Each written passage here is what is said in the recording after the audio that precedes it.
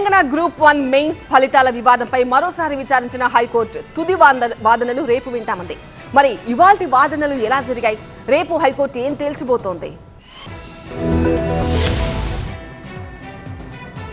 Group 1 వివాదంపై గురువారం హైకోర్టులో మరోసారి విచారణ జరిగింది. టీజీపీఎస్సీ నిర్వహించిన గ్రూప్ 1 మెయిన్స్ పరీక్షలో అవకతవకలు జరిగాయంటూ పలువురు అభ్యర్థులు హైకోర్టులో పిటిషన్ దాఖలు చేశారు. మెయిన్స్ పేపర్ వాల్యుయేషన్ లో అక్రమాలు జరిగాయని, పరీక్షా కేంద్రాల కేటాయింపులో అనుమానాలు ఉన్నాయని, మరోసారి సమాధాన పత్రాలు వాల్యుయేషన్ చేసేలా కమిషన్ ను ఆదేశించాలని పిటిషనర్ల తరపున న్యాయవాది హైకోర్టుకు తెలిపారు. టీజీపీఎస్సీ తరపున న్యాయవాది తన వాదనలు వినిపిస్తూ పిటిషనర్ల వాదనలు అపోహలని, నిపుణుల పర్యవేక్షణలోనే పేపర్ వాల్యుయేషన్ జరిగిందని కోర్టుకు విన్నవించారు. కాగా తెలుగులో రాసిన వాళ్లకు మార్కులు ఏ విధంగా కేటాయించారో స్పష్టత ఇవ్వాలని హైకోర్టు కమిషన్ ఆదేశించింది. తుది వాదనలు శుక్రవారం వింటామంది. అయితే ఈ వ్యవహారంపై బుధవారం జరిగిన విచారణలోనూ కమిషన్ ను ధర్మాసనం పలు కీలక ప్రశ్నలు అడిగింది. పక్క రాష్ట్రాల్లో ఇంగ్లీష్ వచ్చినా వారి మాతృభాషకు ప్రాధాన్యత ఇస్తారని, తెలుగు రాష్ట్రాల్లో మాత్రం ఇంగ్లీష్ మాట్లాడిన వారికి అధిక ప్రాధాన్యత ఉంటుంది అనేది వాస్తవమని తెలిపింది కోర్టు. ఈ వివాదంలో తెలుగులో సమాధానాలు రాసిన వారికి తక్కువ మార్కులు వచ్చాయి అనేది అభ్యర్థుల ప్రధాన ఆరోపణ కాబట్టి దానికి గల కారణాలను తెలపాలని, మార్కుల కేటాయింపు ఏ ప్రాతిపదికన చేపట్టారో పూర్తి వివరణ ఇవ్వాలని హైకోర్టు టీజీపీఎస్సీని ఆదేశించింది.